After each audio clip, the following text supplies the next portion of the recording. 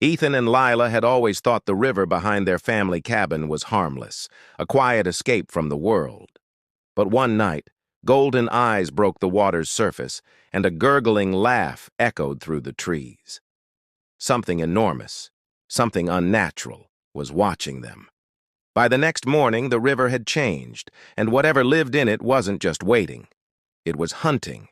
I always thought the river behind my uncle's cabin was harmless, a quiet stretch of water where the current barely moved, surrounded by thick, mossy trees that swayed gently in the breeze. But the moment I arrived that summer, something felt off. The air was heavier than usual, thick with the smell of wet mud and something faintly rotting beneath the surface. I had come to escape the city to clear my mind, but the first night, sleep refused me. The moon hung low over the water, casting a pale, trembling light, and I thought I saw ripples that moved against the current, small waves that didn't belong. I told myself it was my imagination, the way shadows stretched and bent in the darkness. But the ripples kept coming, regular, deliberate, as if something beneath the surface was shifting with purpose. By the second night, I began to hear it, a low, gurgling sound that seemed to rise from the river itself. It vibrated through the ground, rattling my teeth and making my chest ache. I froze by the window, straining my eyes against the inky blackness. Then I saw it, clear as the moonlight glinting off its scales, a massive, jagged back breaking the water. Its eyes shone golden, glimmering like molten metal. I thought of crocodiles I had seen in books or zoos, but this thing was enormous, far larger than anything I had ever imagined. Its presence alone made the air feel denser, oppressive. I tried to convince myself it was just a wild animal, but something about the way it moved, slow and purposeful, made my stomach twist. It didn't swim away when I switched on the lights. It lingered, watching, almost calculating. I stayed up all night, unable to look away, and by dawn I found evidence of its visit. Deep clawed grooves pressed into the mud at the riverbank, wide enough for a man to lie across, leading into the water but never returning. My heart pounded. This wasn't just a wild animal. It was something bigger, something intelligent. Each day I tried to act normal, but the unease gnawed at me. I saw fleeting shadows in the trees, strange ripples in the water, and sometimes, in the corner of my eye, shapes that seemed to slither along the banks. By the third night, the sounds grew bolder. Heavy thuds echoed across the wooden steps leading down to the river, and slow, deliberate scratches grated against the boards like claws testing the cabin itself. I couldn't breathe, couldn't think. Something about this river had changed, or perhaps it had always been like this, lying in wait. And as I watched from the window, unable to tear my eyes away, I realized with cold, creeping horror that it was not alone. The ripples weren't caused by one creature. There was more beneath the surface, moving in the shadows, waiting, calculating. I had come here for peace, for solitude. But I understood now that I was being watched, studied, hunted. And that night, as the wind whispered through the trees, I saw a shadow detach from the water's surface, something small and pale creeping toward the shore. It wasn't the main creature, I knew that instinctively. Something else was coming. The days that followed were a haze of fear and unease. Every time I approached the river, it felt alive, as though the water itself was aware of my presence. Even in the daylight, the surface shimmered unnaturally, reflecting shapes that twisted and shifted like smoke. I tried to convince myself it was my imagination, but the ripples were too deliberate, too steady to be caused by wind alone. I began carrying my camera, hoping to document something, anything, to prove I wasn't losing my mind. Yet every picture came out wrong. Blurry distortions, shadows stretching into monstrous forms, glimpses of shapes moving beneath the water that my mind could not comprehend. One afternoon, I noticed my fishing gear had been disturbed. Hooks bent, lines cut, bait gone. Panic surged through me as I scanned the riverbank, and then I saw it, floating just at the edge of the water, pale and bloated, a hand half submerged, nails gnawed down to stubs. My stomach turned violently, bile rising as I realized it wasn't human, at least not in any recognizable way. The flesh was mottled and gray, the fingers twisted unnaturally. I stumbled backward, tripping over roots and mud, my heart hammering so loudly I could hear it over the sound of the river. Night fell quickly, and with it came the noises, splashes, gurgles, thuds against the porch. The sounds were no longer confined to the water. I could hear scraping along the cabin's walls, as if something heavy and scaled was testing the structure, feeling its boundaries. I forced myself to look outside, clutching a flashlight, but all I saw was darkness punctuated by the faint glint of two enormous golden eyes, reflecting my light back at me. They weren't just watching, they were calculating. I tried to stay calm, telling myself to keep a clear head, to document it for proof, but even that felt impossible. The river seemed to move differently now, ripples forming even without wind, the water curling around invisible shapes that lurked beneath. When I dared to point my camera toward the bank, it captured something horrifying. A shadowy, serpentine form moving through the water with unnatural speed. My hand shook as I tried to zoom in, but the camera distorted, the screen flickering with static and pale shapes that seemed almost human, twisted and wrong. By the time I dared to step closer to the river, I noticed more signs of its presence. Mangled animal carcasses along the shore, torn apart in ways no predator should be capable of, and footprints pressed deep into the mud, some oddly human-shaped, others entirely monstrous. I realized with horror that this was not a single animal but something evolving, something adapting to its surroundings and becoming bolder each day. As darkness swallowed the riverbank, I saw a faint movement, smaller than the main creature but unmistakable. It slithered toward me, almost playful, a predator testing its prey. My chest tightened as I stepped back, realizing I was surrounded by eyes I could not see, shapes I could not name. The gurgling sound rose again, closer this time, as if laughing. I couldn't run. The river wasn't just water anymore, it was a trap, and I had wandered straight into its teeth. And then I noticed it. Barely moving along the riverbank, its eyes locked on me, a shadow detaching from the water like a promise of something worse to come. Something had begun to hunt me not just from the river, but from the shore itself. Sleep had become impossible. Every time I closed my eyes, the river came alive in my mind, twisting and shifting, its water crawling with shapes I could not name. I tried to convince myself it was exhaustion or paranoia, but the sounds that haunted the cabin told me otherwise.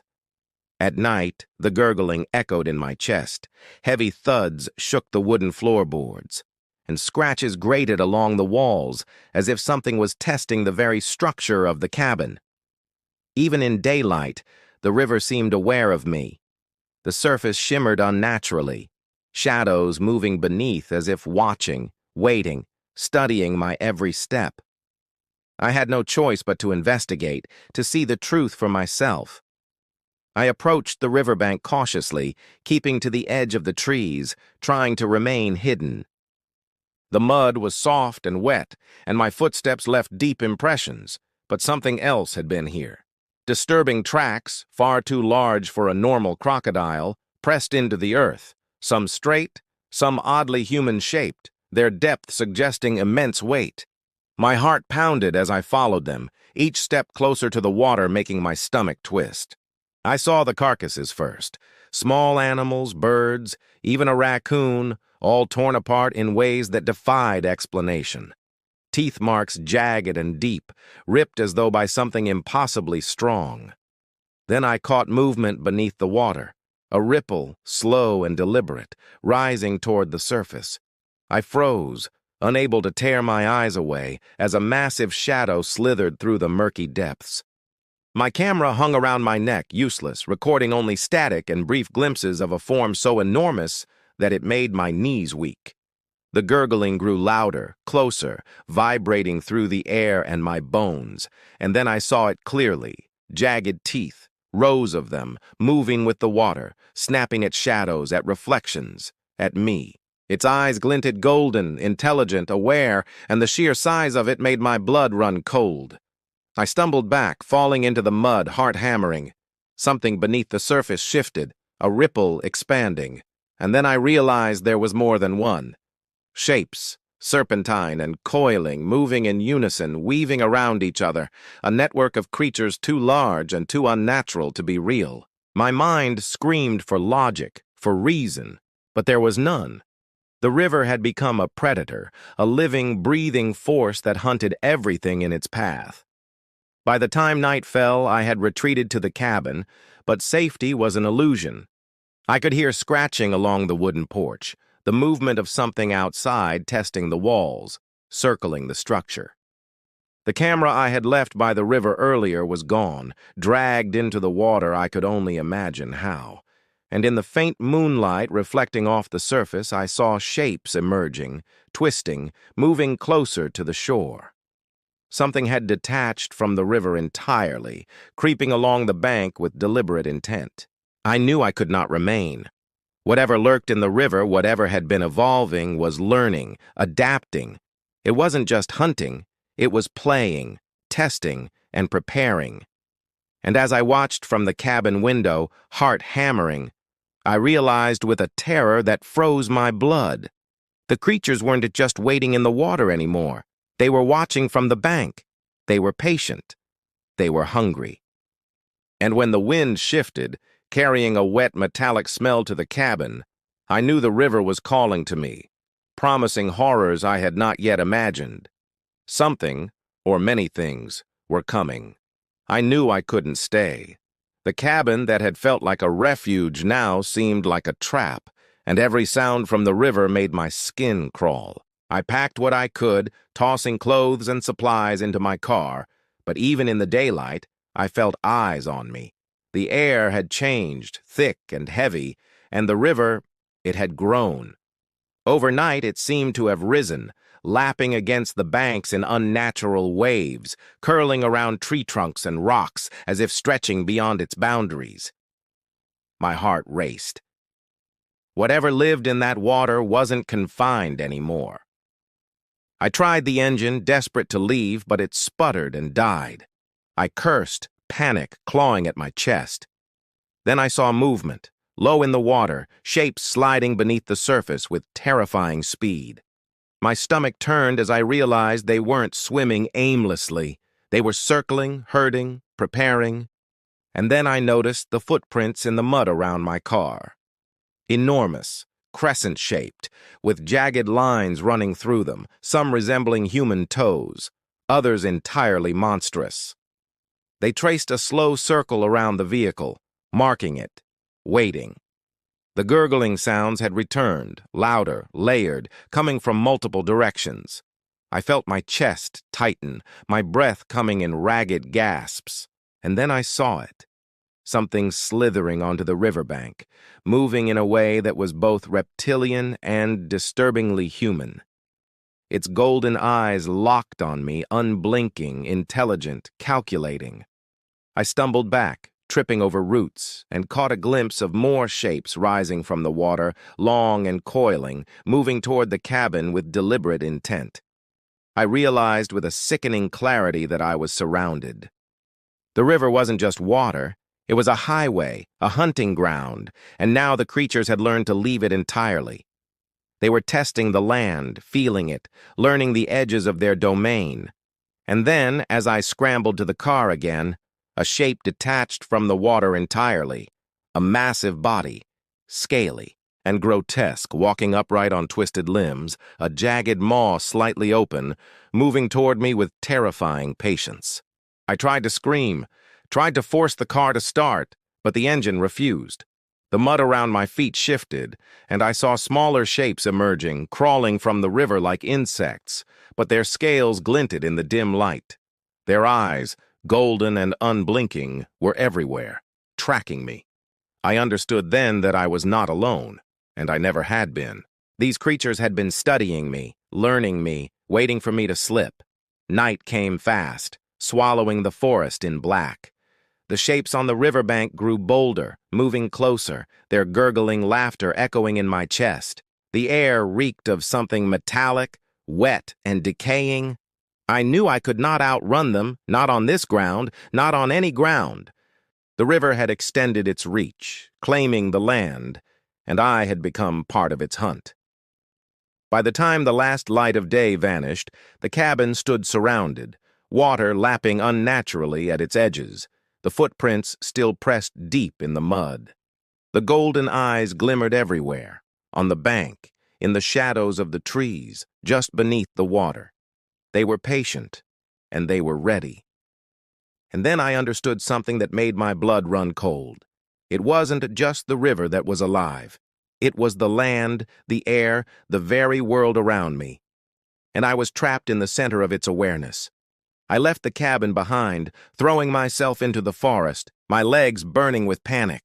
Every step felt heavy, weighted by fear, yet I couldn't stop running. The trees seemed to close in around me, their shadows twisting into shapes that weren't there moments before. Even as I reached the edge of the forest, the sound of the river followed me, gurgling, whispering, alive in ways that made my blood run cold. I couldn't escape it. The water wasn't just behind me, it was in me, in the air I breathed, in the earth under my feet. I stumbled onto the highway, hoping to find help, a passing car, anyone. The road was eerily quiet, too quiet, and the sun had dipped low, casting long, distorted shadows. Then I saw it. The river didn't stop where it was supposed to. It had spilled into the forest, flooding areas it had never touched before, and shapes moved within it. They weren't just swimming. They were walking, slithering, coiling across the ground like serpents, eyes glinting golden, reflecting the fading light. I froze, realizing the terrifying truth. The river was expanding, claiming the land itself, and nothing could stop it. I tried to run again, but the shadows seemed alive, moving with a purpose, shaping themselves into forms both reptilian and human. I stumbled, and when I looked up, dozens of shapes had emerged from the water, stretching into the trees, their twisted limbs moving unnaturally. I tried to scream, but my voice was swallowed by the growing gurgling, the sound multiplying, surrounding me, echoing from the water, the mud, the very air. And then I realized something that made my heart stop. Some of the creatures were familiar. The twisted human-like shapes I had glimpsed in the river, the ones I thought were shadows or hallucinations. They were following me now. They didn't rush. They stalked, deliberate and patient, walking upright, their jaws twitching, golden eyes unblinking. I understood then that it wasn't just a hunt. It was a test. They had been learning me, studying my fear, adapting to my movements. Wherever I went, the river would follow. Wherever I tried to hide, they would find me. A hand brushed my shoulder. I spun around violently, but there was nothing there, only the faint reflection of moonlight on water pooling from the forest floor. And then I saw them all, gathered at the edge of the highway, just beyond the tree line, their bodies coiling, slithering, half human, half crocodile, staring, watching, waiting. And as I backed away, I realized with horror that their numbers were multiplying, each ripple in the water producing another shape, another predator, another set of golden eyes reflecting my terror. I ran into the darkness, the gurgling surrounding me, and for a brief moment, I thought I had escaped. But the last thing I heard before the night swallowed me completely was the river itself laughing, a low, guttural, intelligent sound, and a whispering voice carried on the wind. It had chosen me, and it was patient. Somewhere behind me, the water moved again, and I knew the river was coming.